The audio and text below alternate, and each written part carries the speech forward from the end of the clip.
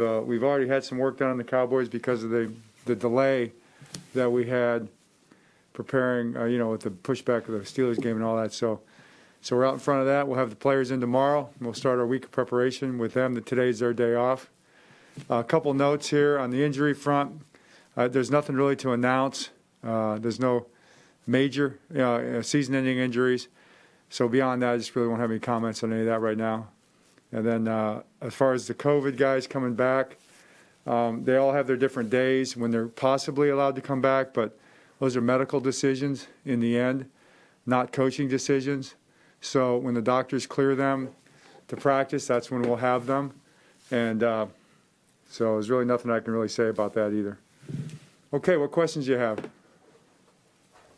Hey, John, this is Jameson.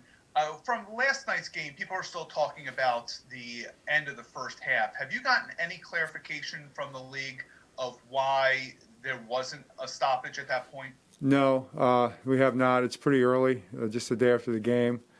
But I have put a call in, but I haven't heard anything back.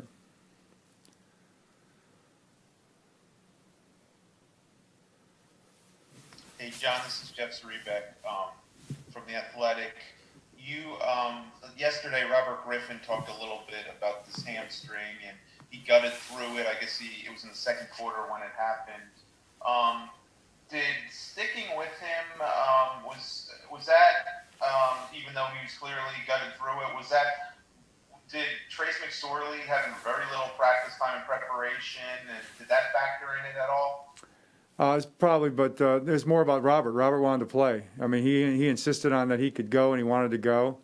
I thought about making the change right when I saw it, and he was insisting that he wanted to go, so he did. I give him a lot of credit. He played, through whatever degree it was. I didn't know how serious it was at the time. You just go by what the player tells you. So, he wanted to play. I give him credit for wanting to play. If it was more serious than that, then I would have taken him out, or if he had told me it was more serious than that, then I would have taken him out.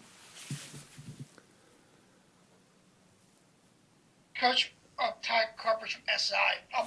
With the offensive line, especially with the run blocking and getting to the point of attack and pulling, with no practice, what was the key for those guys? That's just sort of what they learned in preseason, what they've been practicing up to the game. I mean, it was an impressive showing considering some guys, it was their first start ever, and the way how effective they played.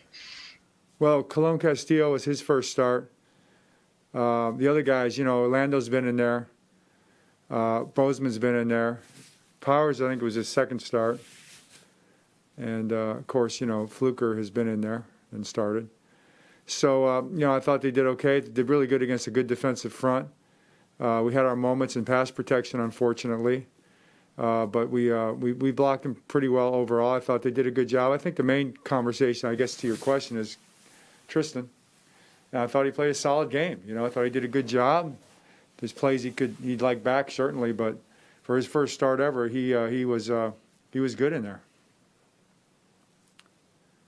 Hey, John, this is Jameson again. I know you talked about the players on the COVID reserve list, that it's going to be a medical decision when they come back. As far as Lamar Jackson, do you anticipate him to be available for the game against the Cowboys? I think I already answered that, Jameson.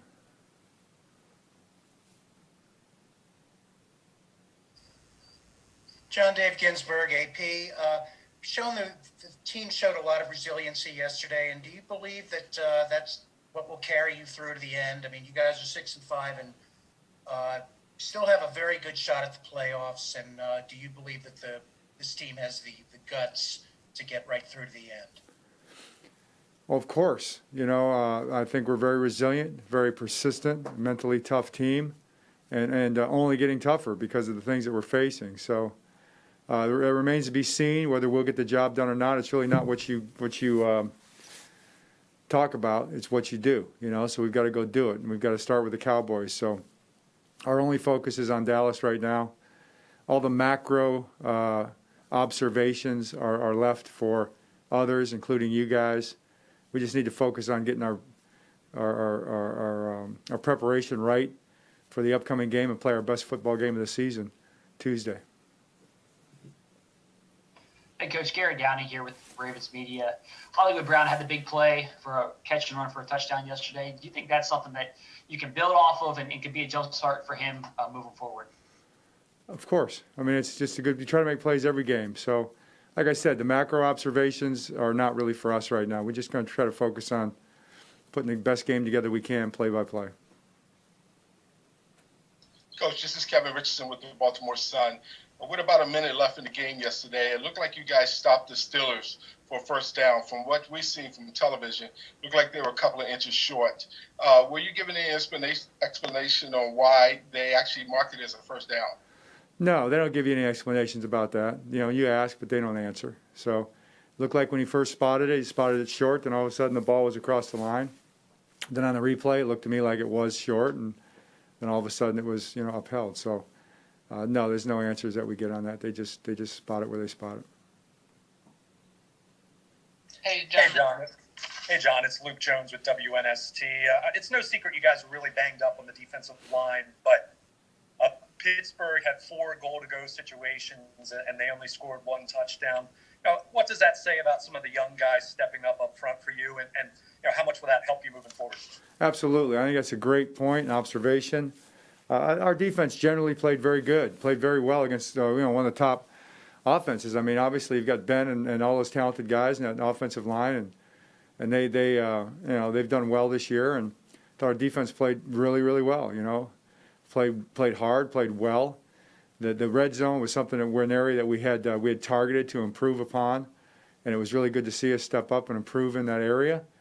They were in there more than we wanted them to be, sometimes with the turnovers and things like that, and other times because, a good offense is going to drive the ball, but you get them stopped in the red zone, that was one of our goals in the game, and I thought our defense deserves a lot of credit for that. And then your point that the guys up front, not letting them run the ball in, keeping the pressure on Ben.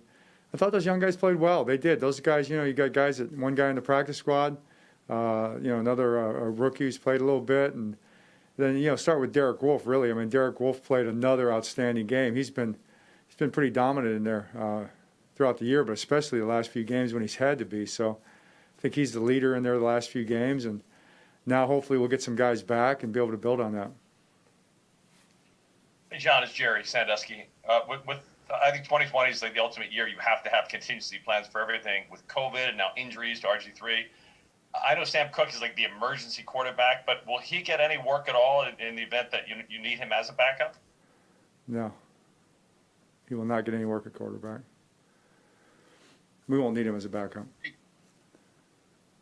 Hey, John, this is Aaron at Penn Live. Just to be clear, do you expect to be able to have a full, somewhat normal week of practice? And is there anything you have to do differently, because you missed so much time last week in terms of conditioning and that sort of stuff? Well, that's something we'll have to see. It's not. Plus, I think the other factor is as these guys do come back, when they're cleared, how do you merge them in, and where they're at physically. So that's something that will be very much a part of our thinking. We're going to practice normally. We have to go out there and practice and do a good job and get ready to go. It's going to be good to get practice, and we just need to practice more than anything. We haven't practiced much. We haven't practiced hardly at all. So we need to have some good practices and get our get our football sea legs under us so we can go out there and perform the way we want to. Hey, John, this is Jameis again. There's going to be obviously a lot of focus on Dez Bryant this week, playing his former team in the Cowboys. In the weeks that he has been with you guys, has there been anything what has impressed you the most about Dez Bryant and his work? Dez has been great. He works hard, great attitude. Real passionate guy for the game. Very determined guy. I enjoy being around Dez every single day. I promise you, if you ask Dez, it's not about Dez Bryant, and per se, it's not about any individual. It's about the team. It's about Ravens it's about Ravens playing our best football. He's a part of that, and that's how he looks at it.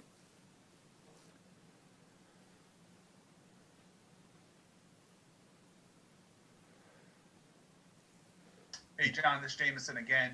The Ravens have been penalized, I believe, over 30 more times than the opponent this year. Is that something that you're aware of, and how can you address? Is that something you address to the league to point that out to the league? You know, how is that take form there? I think I've answered that in the past. I mean, you know, with the penalties that we commit, we try to minimize. Penalties that are committed against us, you have to play through them because you can't call them. You know, the officials call them. And where it's been one-sided or where it's been not called properly, that's the league's responsibility to fix. We can't fix that for them. That's their job. So that's where we stand on it. John, sorry, this is Jeff Zrebeck again. I think Boykin has now gone 3 straight games without a target, and I think he's 1 catch the last 4 games.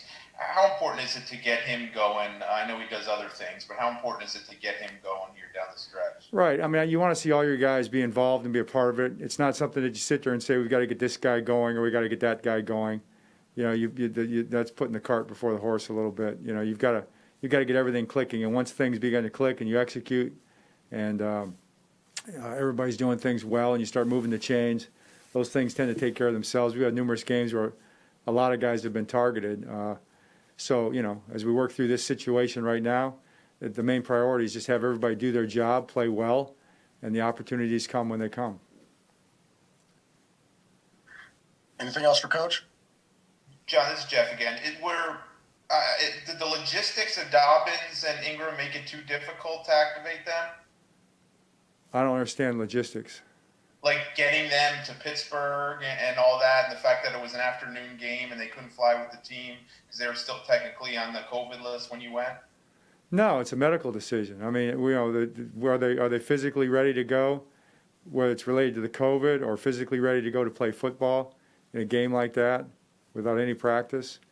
Those are all the things that the doctors take into consideration. That's a medical decision. Okay, Coach, we appreciate your time. To the media, we will see you back here tomorrow for our regular Wednesday availability. Okay, thanks, everybody. Good seeing you guys.